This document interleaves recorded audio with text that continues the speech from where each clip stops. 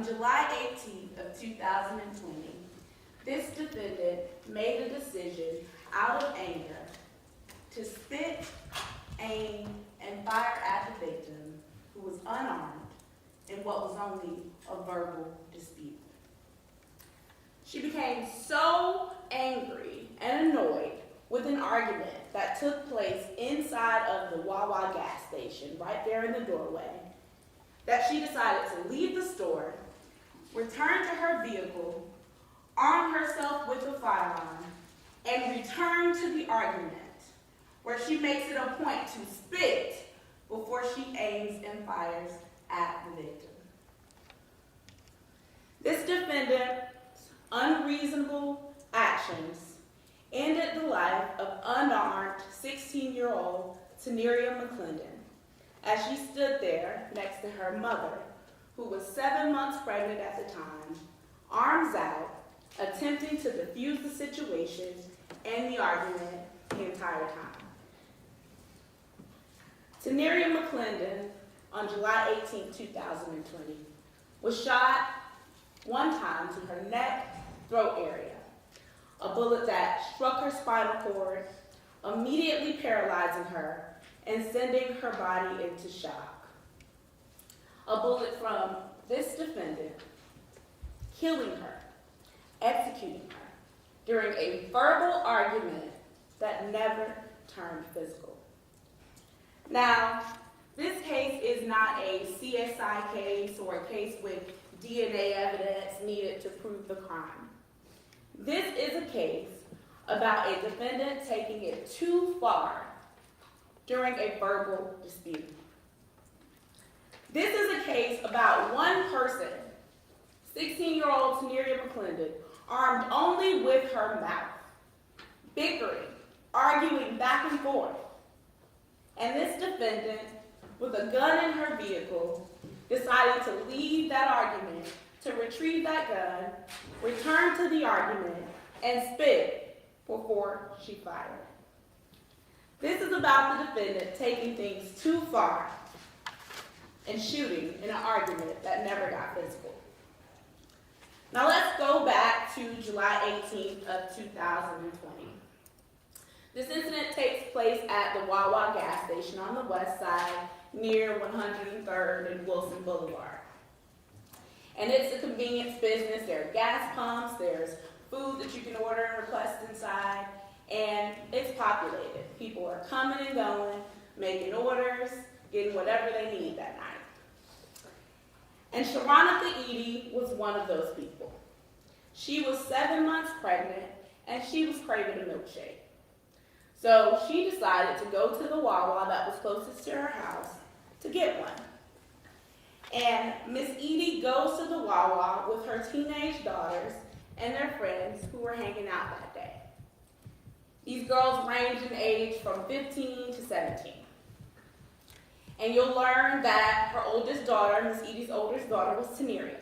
She is the deceased victim in this case. Teneria was with Miss Edie, her younger sister, Tanaya, and then her cousin, Nyandia, a little bit younger.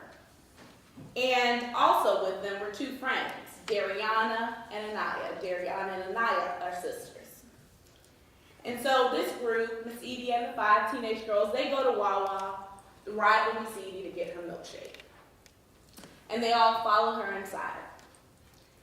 And the defendant and 2 other women were also patrons of the Wawa that night.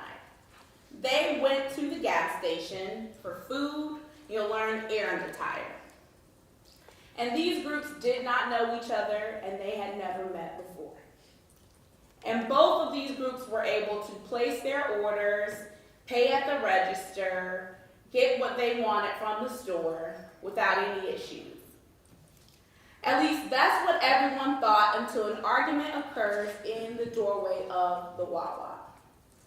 Now, this altercation starts out calmly. It starts out calmly with Miss Edie kind of inquiring what's going on. It starts out with the defendant and her companion sort of meeting them in the doorway, and Miss Edie with the girls all behind her kind of inquiring, a conversation. And through some conversation, this argument gets a little more heated.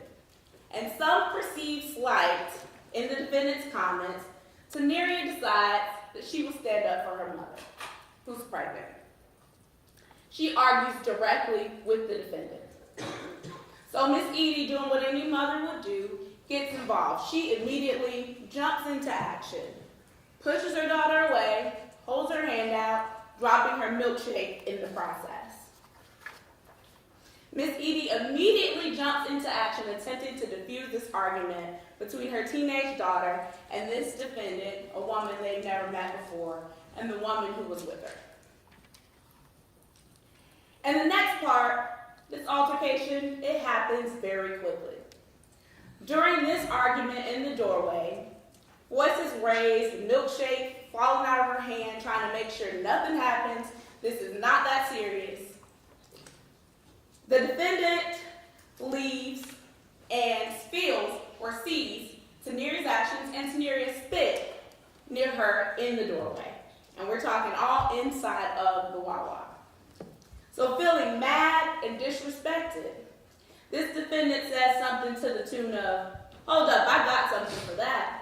And she exits the store, goes to her vehicle, asks someone to hand her her purse where she knows her firearm is in that bag, loaded.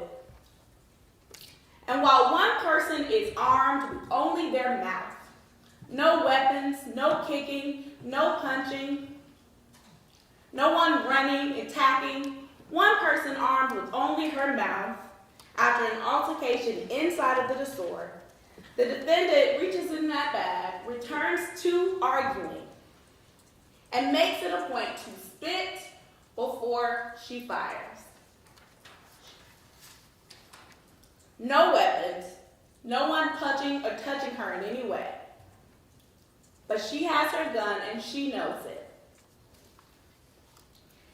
And you'll learn that no one is arguing or really engaging in actually arguing with the defendant, but Teneria. And her mother continues to say, "These are teenagers. Attempt to defuse the situation. Why are you guys arguing?"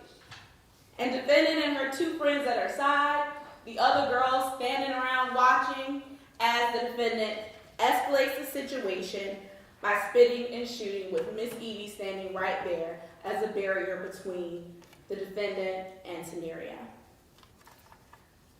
trying to end the argument the entire time.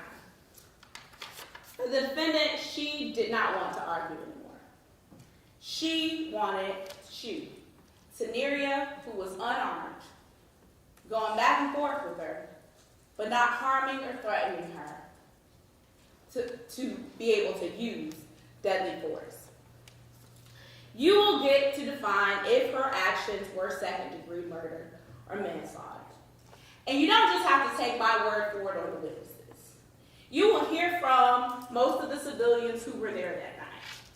And they are all of different ages, varying maturity, varying vantage points, and they will testify about what they remember of the night. But you will also see surveillance from the Wawa gas station. The surveillance that has multiple camera angles that captures the incident. And the surveillance will clearly show that the defendant took it too far. It will show Teneria's arguing with her, bickering, going back and forth, but it will also show Miss Edie standing there, trying to defuse the situation, saying, "These are teenagers, why are you arguing?" And it will show this defendant leave the argument, retrieve her firearm, and return to the argument. And it will show the moment when she fires and when she makes it a point to spit before she does so. A choice out of anger, annoyance, mad at the situation. You won't hear anyone say that there were weapons with anyone other than this defendant. You won't hear anyone say that this defendant was touched or harmed in any way. The video evidence will be clear that this defendant fired her weapon and retrieved that weapon because she was mad. She chose to spit, aim, and fire. It will show a verbal dispute, a pregnant mother attempting to defuse it, and this defendant ending Teneria's life. Teneria McClendon's life was taken on July 18th, going into the late after 11:45, going into the day of July 19th, 2020, over a verbal dispute at a gas station. One gunshot wound, paralyzing her immediately, ending her life. Yes, she argued with the defendant, but the evidence will show she was unarmed, she did not possess any weapons, and no one in her group did, and that this defendant acted out of ill will and spite, and that no one ever touched her in any way. This defendant decided that she did not want to argue, and she would not be disrespected, so she decided to shoot. Tired of hearing the argument, she decided to silence Teneria, and she silenced her forever. We are here because her actions were not reasonable and they were not lawful. You will get to decide what this is, and at the conclusion of the evidence in this case, we will ask that you find her guilty. Thank you.